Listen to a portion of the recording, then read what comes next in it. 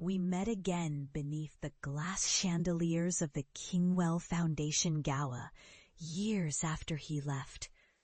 I had wondered in those salt-soaked nights when the world pressed in on my fragile ribs, whether I would ever have the chance to face him, not as the trembling, abandoned girl he discarded, but as the woman I had become. Tonight, fate choreographed our collision. He caught sight of me across the marble expanse, a whiskey glass pausing halfway to his lips. Recognition etched itself on his face. Disbelief, confusion, then the slow, mortifying bloom of regret. I traced every shift in his expression, storing it away as if it were a rare jewel. How fitting, I thought, that I should stand here now, draped in midnight silk, diamonds at my ears, the heavy signet ring of my mother's family at my finger, its surface cold and sure against my skin. I had worked for this. My nights spent balancing ledgers by candlelight, my mornings negotiating with men who thought poverty and pregnancy weakened a woman. I had survived, and I had thrived. "Excuse me, Miss Bennet, the board is waiting," murmured a junior aide, eyes bright with awe. She looked at me as if I were a star in a dark sky. He moved closer, uncertain in the way a man becomes when the floor beneath him no longer feels steady. My heart gave a tight, private shudder, old injuries twisting beneath my ribs.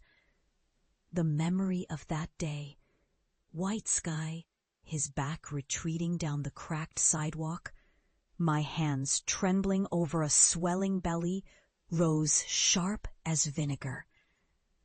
I almost pitied him, standing there in a suit that fit him poorly, the expensive tie not quite hiding the desperation in his eyes. He cleared his throat. "Evelyn?" His voice was softer than I remembered. That, at least, had not changed, the way he faltered in the presence of true strength. I did not smile. I did not reach for reassurance.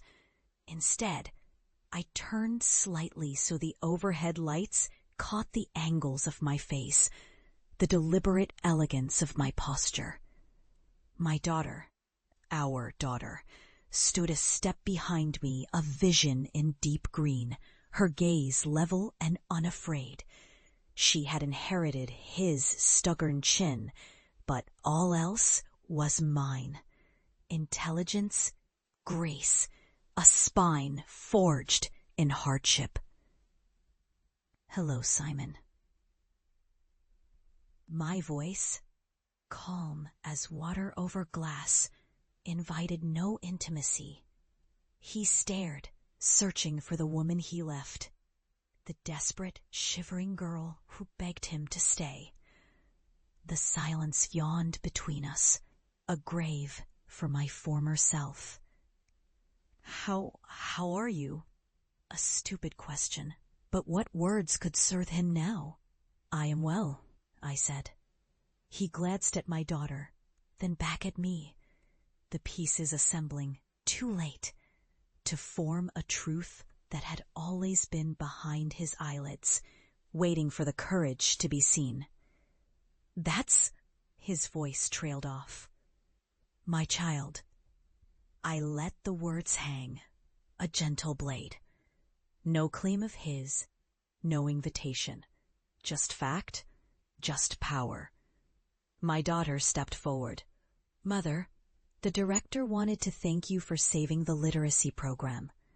Her voice was clear, practiced, the edge of pride unmistakable.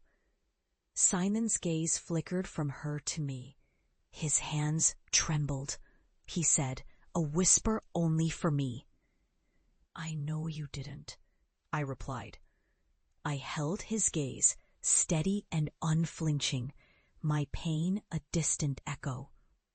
The wound had scarred over, and scars are tougher than skin. He tried for bravado. "You've done well for yourself, Evelyn. I always knew you were resourceful." A small, almost pitying smile touched my lips. "No, Simon, you never did." Around us the room shimmered with music and laughter, the rich and powerful swirling in constellations. I was one of them now, by right and by conquest. He remained on the outside, an echo of a betrayal that had once defined me, but no longer.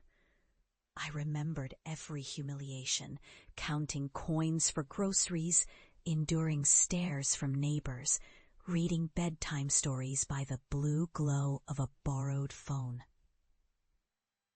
I remembered the hunger, the helpless fury, the relentless resolve. He had left, but I had survived, not in spite of the pain, but because of it. My daughter slipped her arm through mine, and we turned away. For a moment, I felt his eyes burning across my shoulders, hot with all the words he could never say. I did not look back. I did not need to. Tonight, beneath the chandeliers and the gaze of the world, I reclaimed myself.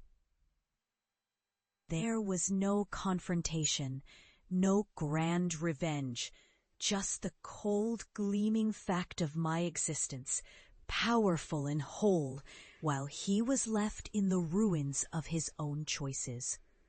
Outside, the evening pressed velvet dark against the windows. I walked into it with my child, my triumph, and the knowledge that I owed him nothing. Not fear, not forgiveness, not even hate. Only the gift of seeing what I had become and knowing he could never touch it. The sweetest justice, I realized, is living so well that your absence becomes their own undoing.